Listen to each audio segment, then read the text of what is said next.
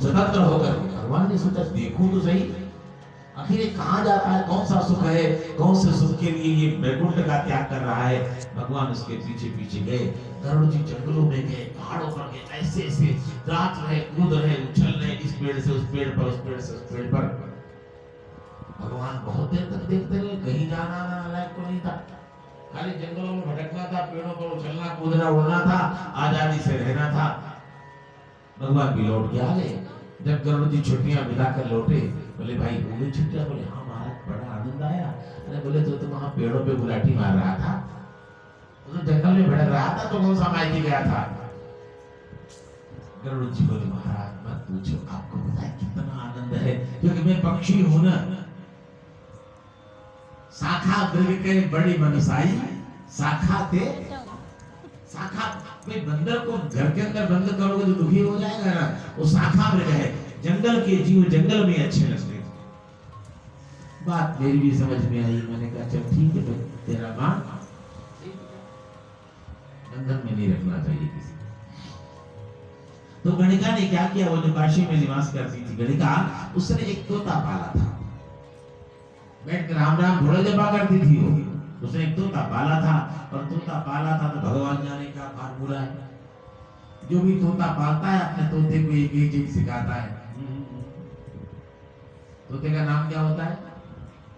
हमेशा परमानेंट वाला वही नाम है, और वो इंटरनेशनल नाम है उसका। और मंत्र कौन सा सिखाया जाता है? बोल मिट्टू राम राम, मिट्टू राम राम बोले। पता नहीं वो गणिका बेचारी अपने मिट्टू को राम राम पढ़ना सिखाती रही, पता नहीं तोते ने राम राम कहना सीखा या नहीं सीखा, लेकिन गणिका उसको राम राम सिखाती रही। सिखाने के चक्कर में उसका अपना उद्धार हो गया। पाई न कहि गति पतित पावन राम भज संसत सना। भगवान का नाम स्मरण करने से उस गणिका उद्धार हो गया। तो गणिका महाकाशी में, तो प्रातः काल का समय था, महर्षि मार्कंडेय भी गंगा स्नान करके निकले, इधर से गणिका भी। तो गणिका ने धीरे से अपने वस्त्र जो थे, जो साड़ी वाड़ी पहनी थी, उसको निचोड़ दिया, ऐसे निचोड़ा। अब गंगा के किनारे रेत रेत थी, तो निचोड़ा तो कुछ छींटे जल की कुछ बूंदे मार्कंडेय मुनि के ऊपर पड़ गई। मार्कंडेय मुनि का तुझे दिखाई नहीं पड़ रहा, तेरे वस्त्र से जल के छींटे मेरे ऊपर पड़ गए, अब मुझे फिर से गंगा स्नान करना पड़ेगा। वेश्या तो वेश्या, उसको बोलने में क्या संकोच।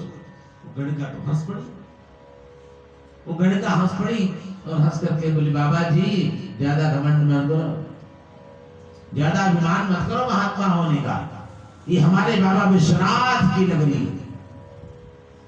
मरने के बाद जहां आप जाओगे, बोलो ना, ये मेरे बाबा विश्वनाथ की नगरी है। उनकी शरण में जो आ जाए वो सबके ऊपर समान व्यवहार रखते हैं। काशी में मरने के बाद आप जहां जाएंगे मैं भी। मार्कंडेय बोला अच्छा, मरने के बाद जहां मैं जाऊंगा वहीं पर तू भी जाएंगे? ऐसे अंधेर नगरी में नहीं रहूंगा।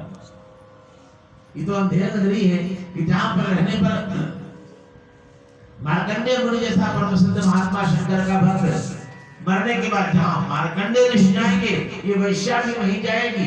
ना बाबा ना, अपने को ऐसे अंधेर नगरी में नहीं रहना। और कहते हैं मार्कंडेय ऋषि ने अपना दंड कमंडल उठा लिया, चल दी। भाई बहन एक बात ध्यान रखना, अगर सचमुच आप भगवान को प्रेम करते हैं ना, तो विश्वास करना वो भी आपको प्रेम करते। एक ओर से जो किया गया प्रेम है वो अधिक समय तक नहीं चलता। केवल भक्त भगवान को प्रेम करेगा तो ज्यादा समय तक प्रेम नहीं कर पाएगा, अगर भगवान भी भक्त को प्रेम नहीं करते हैं तो।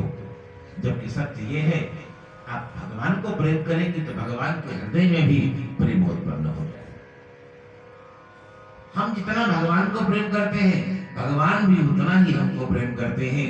भगवान ने प्रतिज्ञा की है गीता में, भगवत गीता में प्रतिज्ञा पूर्वक भगवान ने कहा है, ये यथा माम प्रपद्यन्ते तास तथैव भजाम्यहम्। जो लोग जिस भाव से जैसे मेरा भजन करते हैं, मैं भी उसी भाव से अपने भक्तों का भजन करता हूँ। भक्त मेरा नाम जपते हैं तो मैं भक्तों का नाम जपता हूँ। ये यथा माम प्रपद्यन्ते तास तथैव भजाम्यहम्। मार्कंडेय मुनि चलिए अब भगवान बाबा विश्वनाथ मार्कंडेय मुनि के पीछे पीछे, ये मार्कंडेय रुक जा, मुझे छोड़ के मत जा, नहीं रहूंगा आपकी काशी में, नहीं रहूंगा। मरने के बाद मार्कंडेय और वैश्य एक ही स्थान पर जाए, ऐसी काशी अपने को नहीं चाहिए। मार्कंडेय रुक जा, मुझे छोड़ के मत जा।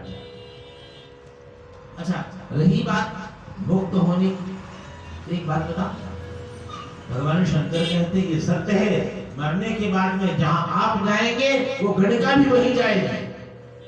भेद केवल इतना है, अंतर केवल इतना है, यहाँ पर रहने वाले सत्कर्म करने वाले सत्पुरुषों के जो पाप हैं वो कैसे जलते हैं, बोले जैसे सूखी घास। सत्पुरुषों के